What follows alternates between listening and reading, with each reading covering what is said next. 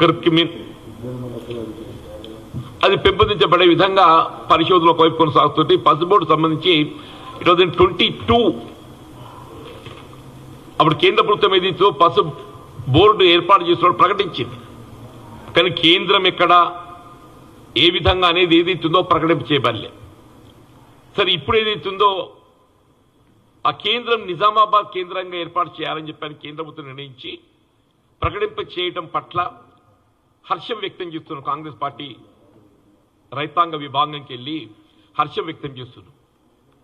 ఈ అంశానికి సంబంధించి తెలంగాణ రాష్ట్రంలో కాంగ్రెస్ ప్రభుత్వం ఏర్పాటు కాబడటంతోనే మిత్రులు తుమ్మల నాగేశ్వరరావు గారు వ్యవసాయ శాఖ మాత్యులుగా ఫిబ్రవరి 24లో వారు ప్రధానమంత్రి గారి దృష్టికి తీసుకుపోవడం జరిగింది. అట్లా వ్యవసాయ శాఖ మాత్రం దృష్టికి తీసుకుపోవడం జరిగింది. అయ్యని నవంబర్ 24 పీయూష్ గోయల్ గారి దృష్టికి తీసుకెళ్లి ఈ పసు బోర్డు కేంద్రం ఏర్పాటు చేయడంలో తాత్సారం కావడంతో ఇవాళ తెలంగాణ ప్రాంత రైతాంగంలో పసుపు రైతు ఆందోళనకు గురవుతున్నాడు. మీరు తక్షణమే ఈ కేంద్రం ఏదైతుందో నిజామాబాద్ కేంద్రంగా ఏర్పాటు చేయండి, రాష్ట్ర ప్రభుత్వం ఏదైతుందో దానికి కావలసినటువంటి సౌకర్యాలు మౌలిక వసతులన్నీ కల్పింపజేయడానికి సిద్ధంగా ఉందని చెప్పని వారి లెటర్ కూడా రాయడం జరిగింది. తుమ్మల నాగేశ్వరరావు గారు first letter as address to the prime minister, agriculture minister in February 24. తర్వాత లేటర్ పీయూష్ గోయల్ గారు కూడా వారి దృష్టి కూడా తీసుకుపోవడం జరిగింది. ఏదైనా మొత్తానికి వల్ల ఈ పసుపు బోర్డు నిజామాబాద్ కేంద్రంగా ఏర్పాటు చేయబడడం పట్ల కాంగ్రెస్ పార్టీ హర్షం వ్యక్తం చేస్తున్నాం. ఇవాళ పసుపు బోర్డు ఏర్పాటు చేయబడడంతోనే ఇవాళ సమస్యకు పరిష్కారం లభిస్తుందని చెప్పని కాదు, దాని నాణ్యత ప్రమాణాలు పెంపొందించబడే విధంగా పరిశోధనలు ప్రధానమని చెప్పంటున్నాం. ఆ పరిశోధనల కేంద్రం ఏదైతుందో ఇప్పుడు ఏదైతే ఉమ్మడి రాష్ట్రంలో అప్పుడు వైఎస్ రాజశేఖర రెడ్డి గారు ఆ కేంద్రాన్ని ఆరంభింప చేయడం జరిగిందో కమ్మర్పిల్లిలో, దాన్ని స్ట్రెంథన్ చేయవలసినటువంటి ఒక ఆవశ్యకత ఉంది, దాన్ని మరింత బలోపేతం చేయవలసిన ఆవశ్యకత ఉంది. Market facilities are also more important.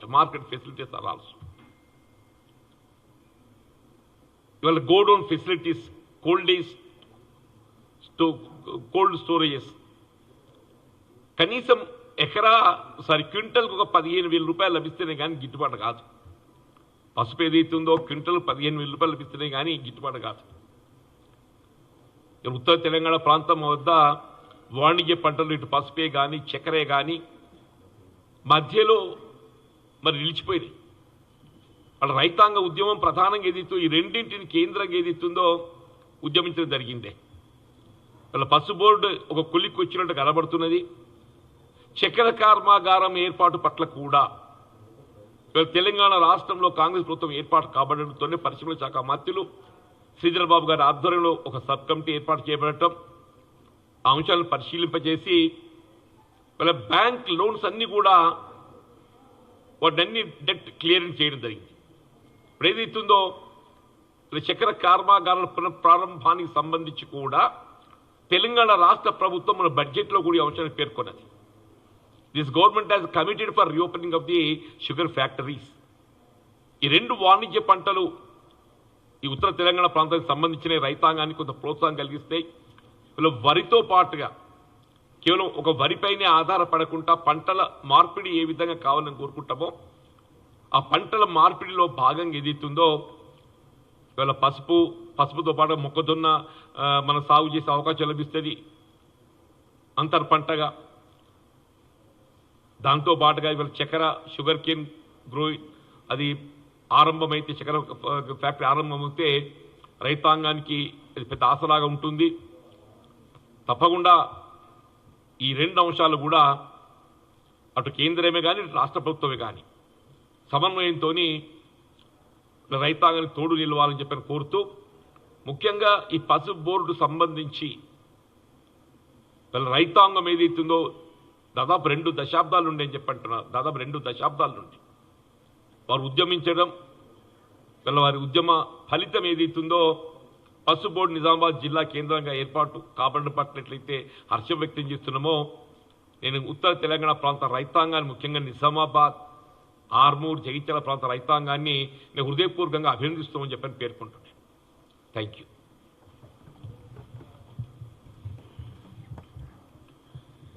Media మిత్రులందరికీ నమస్కారం. నిజామాబాద్ కేంద్రంగా జాతీయ పసుపు బోర్డు ఏర్పాటు చేయడాన్ని కాంగ్రెస్ పార్టీ పక్షాన రైతాంగం పక్షాన హర్షం వ్యక్తం చేస్తూ ఉన్నాం. 2 దశాబ్దాల పసుపు బోర్డు ఆకాంక్ష, పసుపు మద్దతు ధర విషయంలో 2 దశాబ్దాలుగా రైతులు, రైతు సంఘాల నాయకులు కాంగ్రెస్ పార్టీ పక్షాన అనేక మార్లు కేంద్ర ప్రభుత్వంలో ఉన్నటువంటి బీజేపీ మీద పోరాటాలు చేస్తూ పసుపు బోర్డే పరిష్కారం, పసుపు రైతులను ఆదుకోవడానికి అని చెప్పేసి పోరాటాలు చేసినటువంటి పరిస్థితులలో ఇవాళ పసుపు బోర్డును నిజామాబాద్ కేంద్రంగా ఏర్పాటు చేయడం అనేది స్వాగతిస్తూ ఉన్నాం. గత 10 సంవత్సరాలుగా తెలంగాణలో 2014-15లో సాగేటటువంటి 1,10,000 ఎకరాలలో సాగేటటువంటి పసుపు ఇవాళ 42లకు పడిపోయింది. అంటే పసుపుకు మద్దతు ధర లేక కేంద్ర ప్రభుత్వం ఇచ్చినటువంటి మాట ఏదైతే బోర్డు ఉందో బోర్డు ఏర్పాటు చేయకపోవడంతో ఎంఎస్పీ కూడా ఏర్పాటు చేస్తామని చెప్పి చేయకపోవడంతో ఇవాళ తెలంగాణలో పడిపోయినటువంటి పసుపు సాగు ఇది క్రమంగా మహారాష్ట్రలో దాదాపు పెరిగింది. అంటే తెలంగాణలో పెట్టుబడి పెరిగి ధర లేక రైతులు ఇది వద్దు అనేటటువంటి వదులుకున్నటువంటి పరిస్థితులలో ఈ రైతాంగం కోరుకున్నటువంటి బోర్డు ఏర్పాటు చేయడంతో మళ్ళీ పసుపు సాగు పెరుగుతానటువంటి ఆశ రైతులలో మొదలైంది. పెరగాలని కోరుకుంటున్నాం. ఎందుకంటే సాంప్రదాయమైనటువంటి పంట ఇది ఖచ్చితంగా కాపాడుకోవాల్సినటువంటి బాధ్యత అందరి మీద ఉంది. ఈ పంటను కాపాడుకోవాల్సినటువంటి బాధ్యత ప్రతి ఒక్కరి మీద ఉందనేటువంటి విషయం చెప్తా ఉన్నాం. ఇవాళ పసుపు బోర్డు నిజామాబాద్ కేంద్రంగా ఏర్పాటు చేయడం అనేది ఏ రకంగా దర్శిస్తూ ఉన్నామో అదేవిధంగా ఈ ప్రాంతానికి సంబంధించినటువంటి వ్యక్తికి కూడా చైర్మన్గా చేయడం కూడా ఇది తెలంగాణ రైతాంగానికి ఉపయోగం ఉంటుంది. ఎందుకంటే తెలంగాణలో నిజామాబాద్కి చెందినటువంటి వ్యక్తిని చైర్మన్గా ప్రకటించారు. అనేక రాష్ట్రాలలో సాగవుతున్నప్పటికీ కూడా మన ప్రాంతంలో ఏర్పాటు చేసి మన ప్రాంతంలో చైర్మన్గా చేయడం కూడా ఇది రైతుల యొక్క విజయం. అంటే ఈ బోర్డు రావడం అనేది దశాబ్దాల కాలంగా రైతులు ఏదైతే పోరాటం చేస్తూ ఉన్నారో ఇది రైతుల విజయమే. ఆనాడు 2000 కాంగ్రెస్ పార్టీ అధికారం ఉన్నప్పుడు 2004-14 దాకా ఆనాడు 2009-10, 10-11లోనే 11,000, 11,500 ధర వచ్చింది తప్పితే ఏనాడు కూడా రైతులకు 6,000కు మించి ధర రాలే. కేవలం రాజశేఖర రెడ్డి గారి టైంలో కొనుగోలు చేస్తామని చెప్పేసి ఆనాడు ఏ రకంగా అయితే ముందుకు వచ్చిందో ఆ టైంలోనే ధర వచ్చింది తప్పితే ఎక్కడ కూడా ఎప్పుడు కూడా ధర రాలేదు. రైతులు చేసినటువంటి పసుపు రైతుల ఇబ్బందులను గమనించి ఆ రోజు పెద్దలు జీవన్ రెడ్డి గారు చెప్పినట్లుగా కమ్మారిపల్లిలో దాదాపు 33 ఎకరాలలో పసుపు పరిశోధన కేంద్రాన్ని ఏర్పాటు చేసి అక్కడ రకరకాల వంగాడాలను పసుపు ఉత్పత్తి చేసి రైతులకు ఇచ్చే విధంగా ఆనాడు ఏ రకంగా ఏర్పాటు చేసినారో అప్పుడు కాంగ్రెస్ పార్టీ ఒక ప్రయత్నం చేసి రైతులు ఆదుకోవడానికి చేసింది. కానీ ఇవాళ బోర్డే కాకుండా ఈ ప్రాంతంలో మీ నిజామాబాద్లో కుర్కుమీన్ శాతం తక్కువ ఉంటుందని ఇంకొకటి ఎక్కువ ఉంటుందని చెప్పేసి ఒక ధర రాదనేటువంటి ఒకటి బయట ఉన్నది. మేము కూడా విజ్ఞప్తి చేస్తూ ఉన్నాం.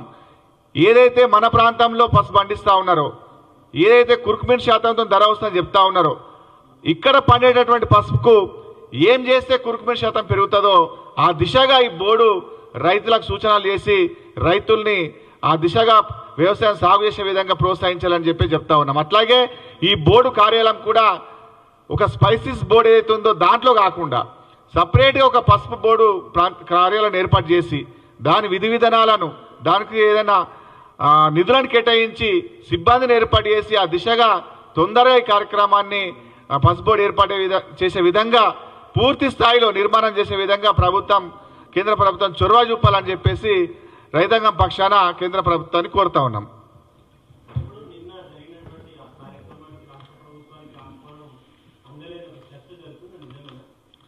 వాస్తవానికి మేము కూడా ఒక రైతుల పక్షాన కొట్లాడిన వాళ్ళంగా పసుపుకు సంబంధించినటువంటి బోర్డు కావాలని కొట్లాడుతున్నట్టు జైల్లో పెట్టారు మమ్మల్ని కూడా. నాతో పాటు అనేక మంది రైతులు జైల్లో పెట్టారు. ఇది రైతులు ఉద్యమంతో ఇది కదలిక వచ్చింది. ఆనాడు ఉద్యమం చేస్తేనే ఆనాడు అరవింద్ దాన్ని వాడుకొని గెలిచినటువంటి సందర్భం ఉంది. కాబట్టి వీళ్ళందరూ కూడా పిలవాల్సినటువంటి అవసరం ఉండే, కానీ పిలవకుండా కేవలం ఒక బీజేపీ పార్టీగానే చేసుకున్నారు ఉన్నారు. మేము అధికారంలోకి వచ్చినాక కూడా తుమ్మల నాగేశ్వరరావు గారు 2 సార్లు కూడా కేంద్రానికి లెటర్ రాసినటువంటి పరిస్థితి ఉంది. మేము రాష్ట్రంలో మీకు ఏ రకంగా సహకారం చేయాలంటే ఆ సహకారం చేస్తాం, కానీ ఇది నిజామాబాద్లో ఏర్పాటు చేయండి అని చెప్పేసి రాష్ట్ర ప్రభుత్వం తరఫున కూడా ఉత్తరం పంపినాం. కానీ ఇన్వాల్వ్ చేయాల్సింది ఉంటే మరి వాళ్ళు కేవలం ఒక పార్టీగానే ప్రోగ్రాం తీసుకున్నట్లున్నారు.